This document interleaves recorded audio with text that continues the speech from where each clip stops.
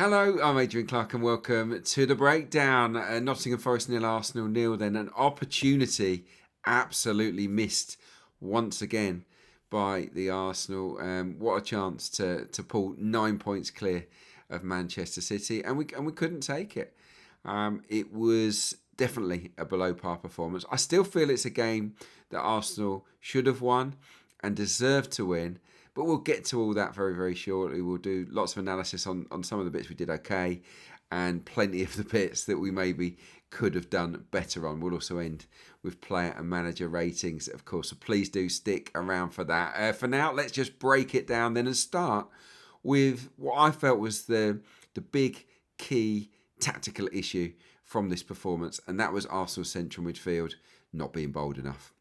Playing it way too safe, coming deep, just getting lots and lots of touches on the ball, but not hurting Nottingham Forest anywhere near enough. I've got some numbers that I want to read out to you actually, in terms of who our central midfielders, our starting central midfielders, passed to the most. I'll start with Ødegaard.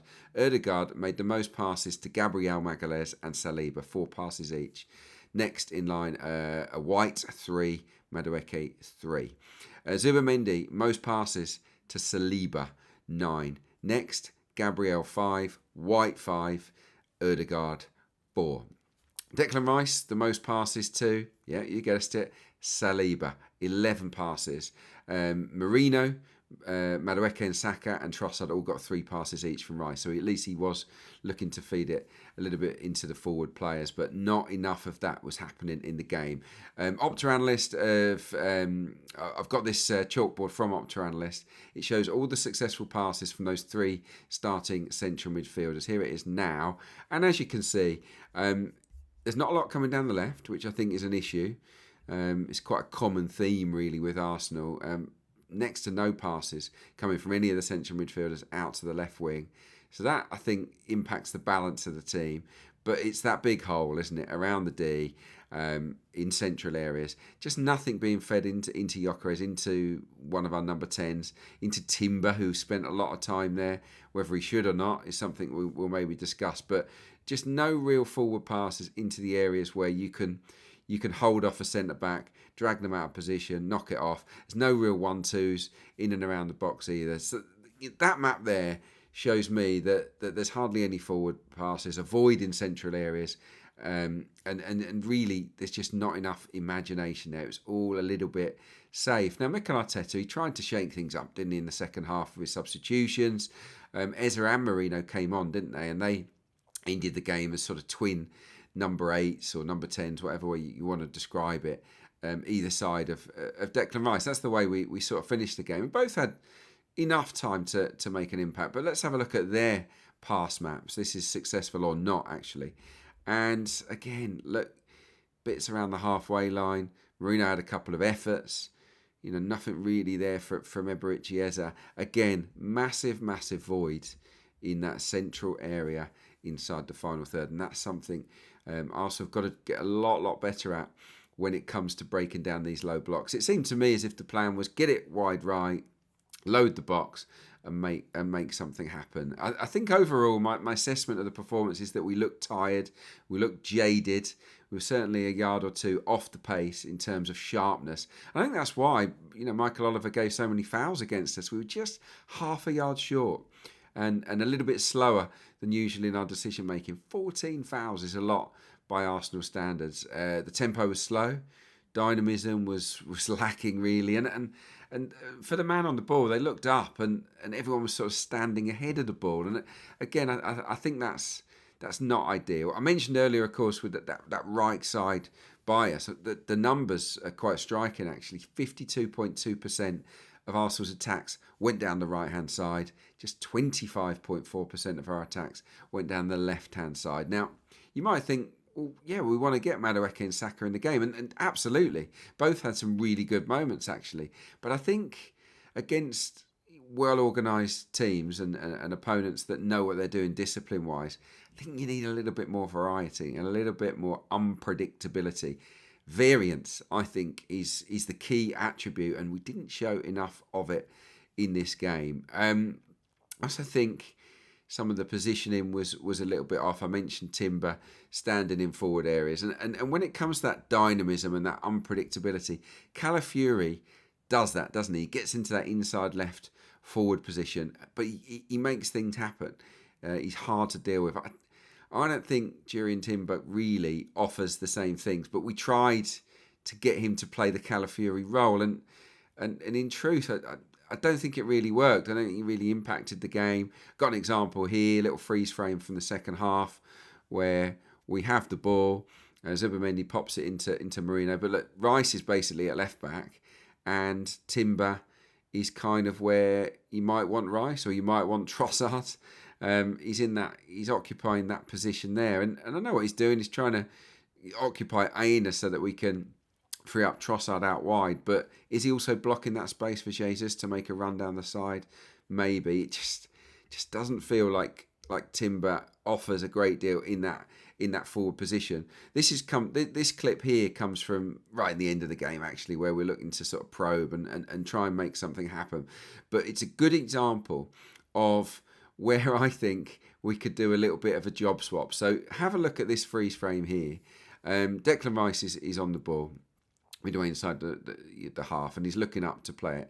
And circled are our fullbacks, Timber and White, really, really advanced. Saka's out of the pitch. You see that red arrow to the right, and right on that far side, hugging the touchline, is Trossard. Now, is it just me, or would I rather have, when we're chasing a goal, would I rather have Saka where White is, and would I rather have Trossard where Timber is? And the answer is yes. I want them in positions where they can go and score a goal. So I think that positionally, often it works, but I think in games like this, we found it to be a little bit frustrating.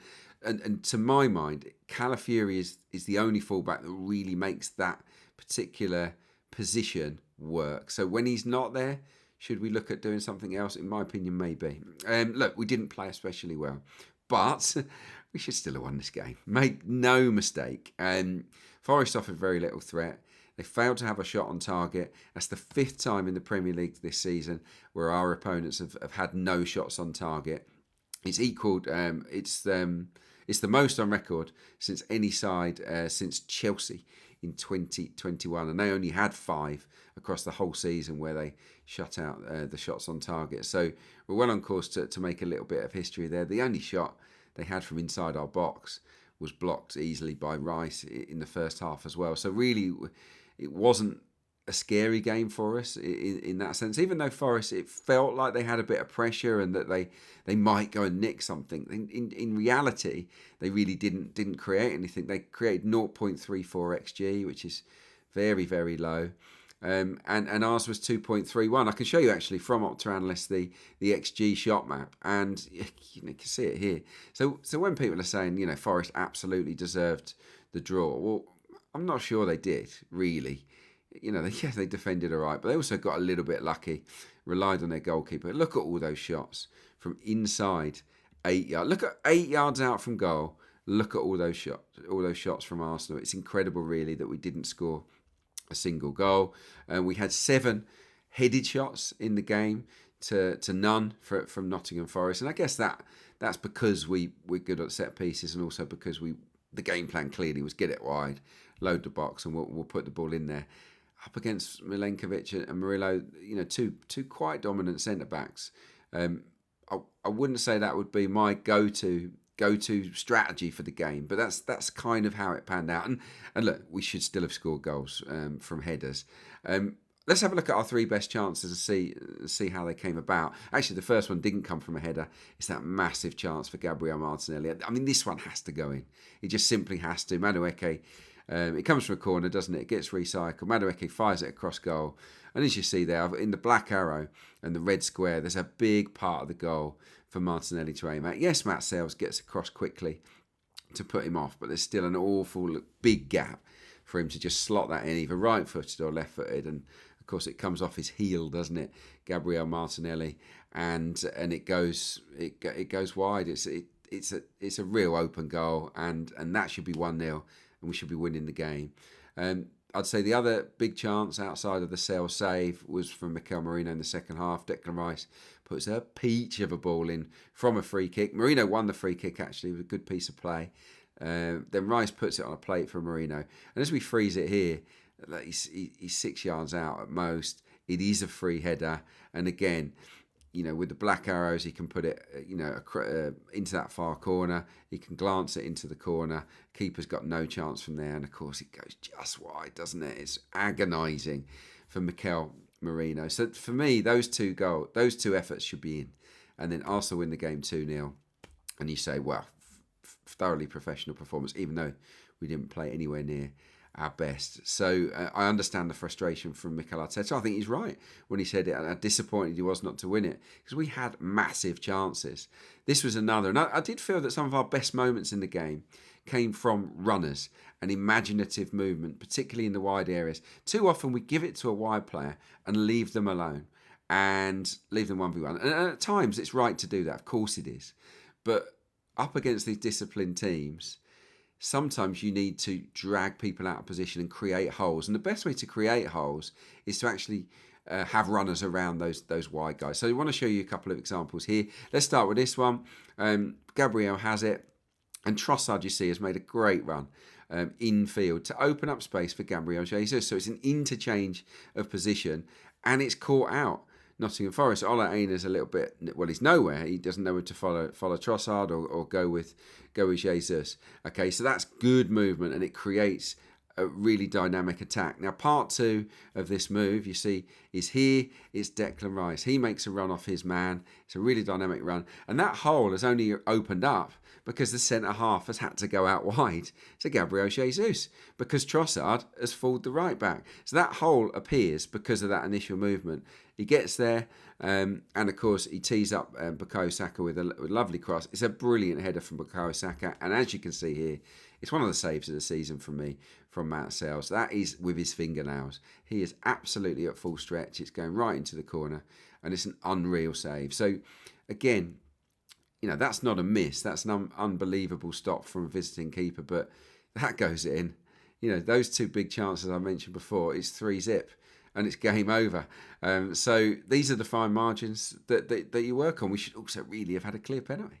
I mean, that's a definite handball inside the box. I think once they look at it and see that it is, yes, it comes off his shoulder, but then he looks to keep it in play, doesn't he? He's looking to keep it in play. It's a deliberate movement towards the ball. It's not natural. And I was surprised that we didn't get a penalty for that. But, we move on. It is what it is. But despite being definitely a below par performance, my player ratings will reflect that shortly. We could have won the game quite comfortably. There's another chance that also was created by good movement out wide. I want to just mention that and reference it here. Let's have a look here. So Madueke gets the ball. They're all set up very well. You see Timber's in there again. Do we want Timber there, or do you want Rice there getting on the end of it? I think it's the other way around, really, isn't it? Ideally, you might want Ødegaard there, or your number 10, but Timber's there. Anyway, so Madueke gets it, and it's all about Rice here. Not Rice, White. It's all about White making the overlap here, because that's what creates the space. That's what creates indecision. You see Zubimendi there. He's got his eye on making a run off the shoulder of Morgan Gibbs-White. He does that. So Madueke comes inside. The overlap distracts a couple of Forest defenders, and it opens up that hole again. And Zubimendi sees it. He's very good at that. And it's a good pass from Madueke. And Zubimendi gets on the end of it, and then he crosses. It should definitely have been a shot from Zubimendi, but again, it's I guess that's not what he's in the side to do. But I do think he should have shot there.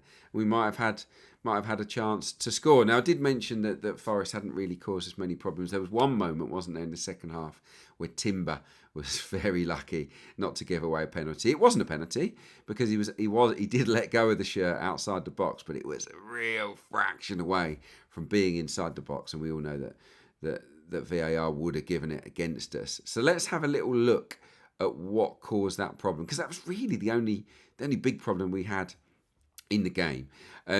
Here's the freeze frame now. It starts, actually, before we get to this, it starts with Martinelli making a forward run into the centre-forward position. The pass doesn't come, and then he ambles back into position.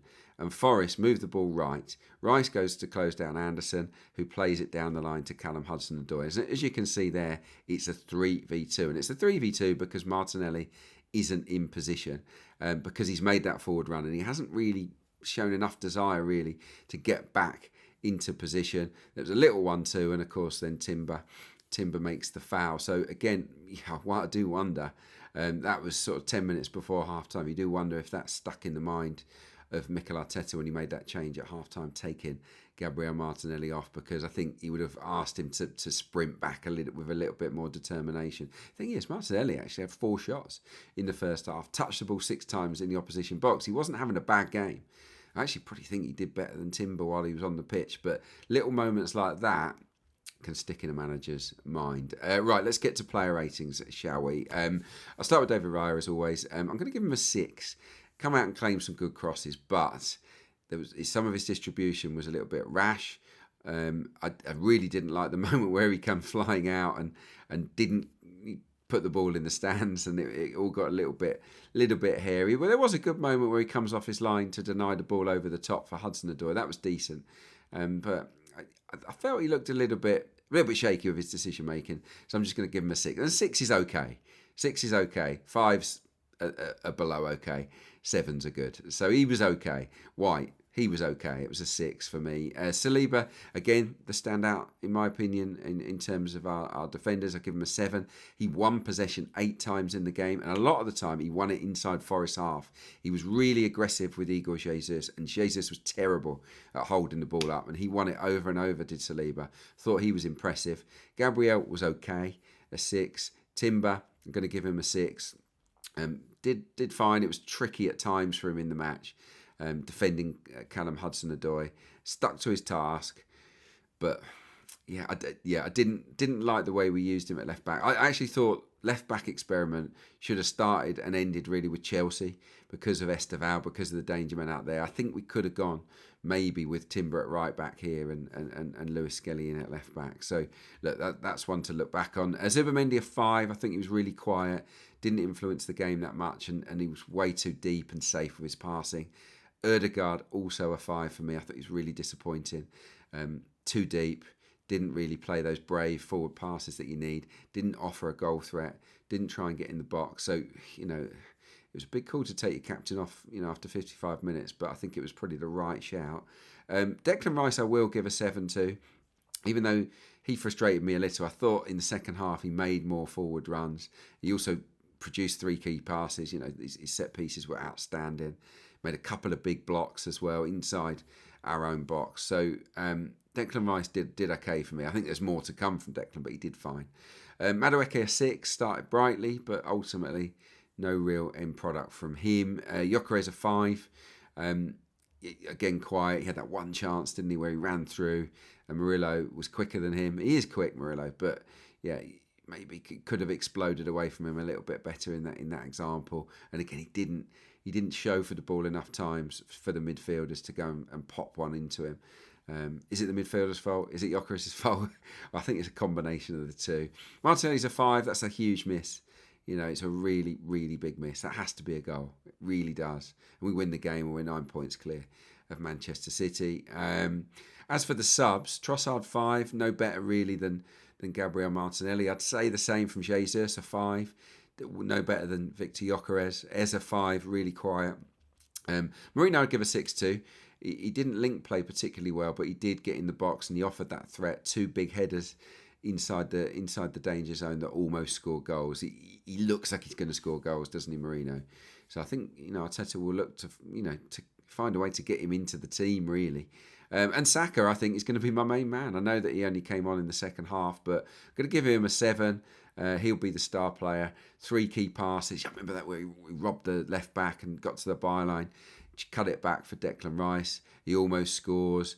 He had a couple of really good raids down that right hand side. I thought he looked really, really sharp. And the truth is, I think he should have started the game. And that's where I come to Mikel Arteta. I'm going to give Mikel a 5 here because I don't think the team was right. I wouldn't have gone Timber again at left back. I think that Saka should get rested for the Champions League games, not the Premier League, in my opinion. yeah, it just didn't really work. I think Eza again didn't. He didn't do anything when he came on, but I think maybe it was a game for a moment's player like him to make an impact. I think Marino and Eza could have worked well coming on as a front two of sorts. You know, worked well earlier on in the season, remember. And I got to say also that I was surprised that it was Jesus and not Havertz that came off the bench. I think Havertz needs minutes, he needs game time, and Havertz I think would have done better than Gabriel Jesus. So yeah, I don't think it was the greatest day from the team or from the manager in terms of his decision making. But look, we roll on. We go to Inter Milan on Tuesday night, and hopefully with a heavily rotated team, I would imagine. We go and get a result. I think we can, Inter are flying really high in Serie A at the moment, but we outplayed them at times there last season. I think we can, a second string team can be really competitive in that match. But for me, it's all about Manchester United getting our best team, our best available 11 on the pitch to face Manchester United next Sunday. They were really good against City on Saturday. So it's going to be a tough game. We want all of our players fresh and fit and ready to go for what is now a huge clash against Michael Carrick's Manchester United. I'll be back hopefully on Wednesday to review the Inter Milan game. Hopefully it's a better performance and fingers crossed it's a victory.